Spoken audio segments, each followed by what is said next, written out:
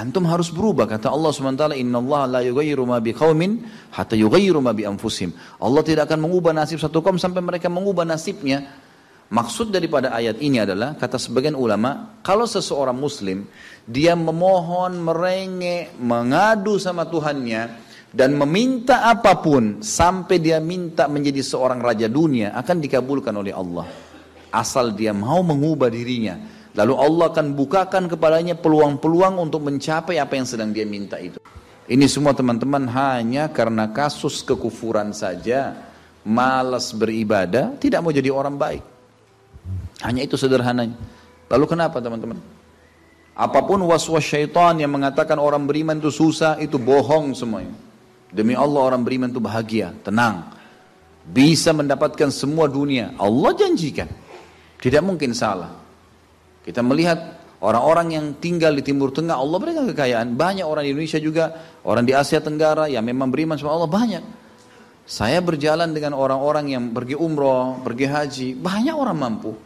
Banyak orang mampu dan mereka hidup bahagia, bisa. Ya. Jadi bukan berarti kalau kita lagi sulit, kemudian kita menganggap, oh ini berarti saya disiksa sama Allah, itu memang hukuman. Tidak. Antum harus berubah, kata Allah SWT, innallaha la yughayyiru ma biqaumin hatta yughayyiru ma bi anfusihim. Allah tidak akan mengubah nasib satu kaum sampai mereka mengubah nasibnya. Maksud daripada ayat ini adalah, kata sebagian ulama, kalau seseorang muslim dia memohon, merengek, mengadu sama Tuhannya dan meminta apapun sampai dia minta menjadi seorang raja dunia, akan dikabulkan oleh Allah.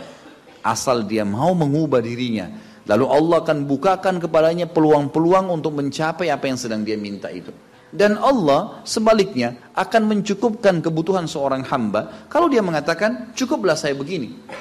Misal ada orang bekerja, dia dikasih sama Allah gaji, dia dapat gaji 2 juta, dimudahkan, dia diterima kerja seterusnya. Lalu dia mengatakan, cukuplah seperti ini.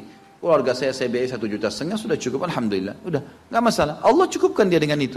Tapi kalau ada orang tamak dengan rahmat Allah, enggak, saya mau begini, saya mau begitu, saya mau berusaha, lalu merengek minta kepada Allah, Allah akan kasih, tapi prosesnya ada. Karena kita di dunia ada proses. Makanya Umar bin Abdul Aziz rahimahullah mengatakan, sungguh saya ini memiliki pribadi yang tumuh. Tumuh itu orang yang selalu antusias mendapatkan yang terbaik. Beliau waktu jadi masyarakat biasa, beliau minta kepada Allah agar menjadi gubernur Madinah. Dan beliau mengatakan, terus saya menggencot doa itu setiap malam sampai Allah kabulkan saya jadi gubernur Madinah. Gitu kan. Kemudian setelah itu saya memiliki antusias yang lebih besar untuk menjadi khalifah. Dan terus saya berdoa sampai Allah nobatkan jadi khalifah. Padahal Umar bin Abdul Aziz tidak bisa jadi khalifah pada saat itu kalau sesuai dengan jalur keturunan. Semestinya ada orang lain. Dia memang keturunan Bani Umayyah, tapi bukan dia semestinya pada saat itu menggantikan khalifah. Tapi subhanallah sebelum meninggal khalifah sebelumnya menulis surat bahwasanya yang datang setelah saya adalah Umar bin Abdul Aziz, padahal bukan dia. Makanya setelah Umar bin Abdul Aziz meninggal kembali kepada keturunan raja yang pertama. Tapi Allah selipkan dia menjadi khalifah di situ. Dan dia mengatakan, saya mendapatkan semua apa yang saya inginkan dengan tumuh saya, dengan antusias saya yang besar, dan saya mohon kepada Tuhan saya sampai Allah kasih. Jadi Allah kasih teman-teman sekalian. Tapi bagaimana kedekatan antum kepada Allah subhanahu wa ta'ala? Bagaimana kita merengeknya dengan Allah? Bagaimana kita memohonnya dengan Allah? Tidak ada yang mustahil. Coba terus minta sampai Allah kasih. Karena setiap seseorang hamba mengucapkan Rabbana atau Allahumma, atau kita mengatakan dalam maksudnya, ya Allah, wahai Tuhanku. Begitu kita mulai memohon, itu sudah ada garis startnya, ucapan kita. Ada garis finishnya. Tinggal antum sabar sampai garis finish enggak?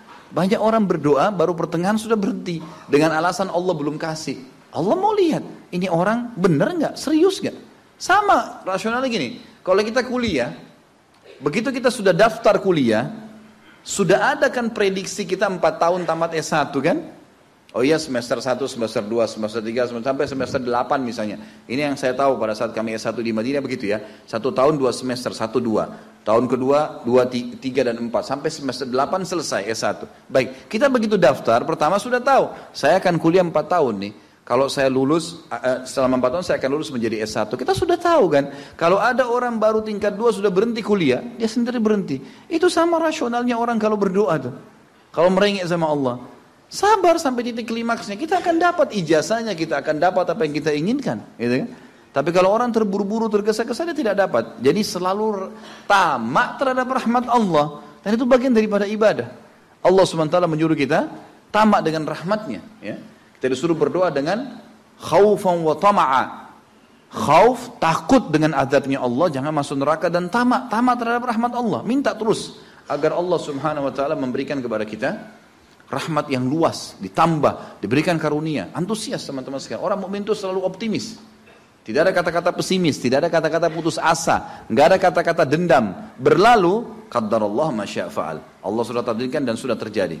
Kata Nabi SAW, kalau terjadi sesuatu pada kalian, katakan Allah sudah takdirkan, sudah terjadi. Buka lembaran baru, jalan sekarang, gitu kan?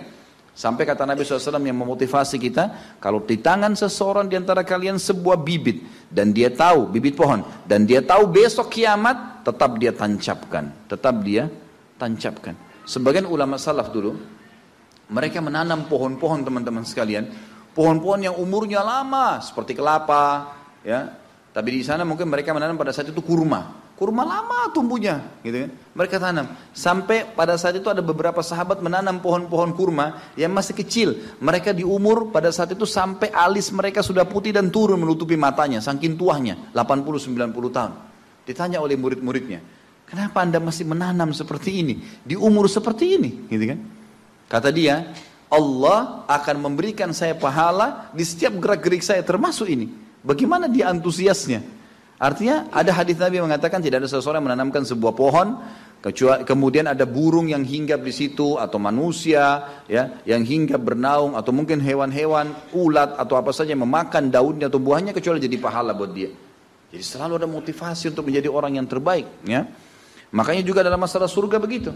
Kata Nabi SAW, kalau kalian minta surga Firdaus, surga yang tertinggi. Jangan bilang amal saya nggak cukup, enggak. Tamak dengan rahmat Allah, minta yang terbaik teman-teman sekalian. Kita tidak akan berubah kecuali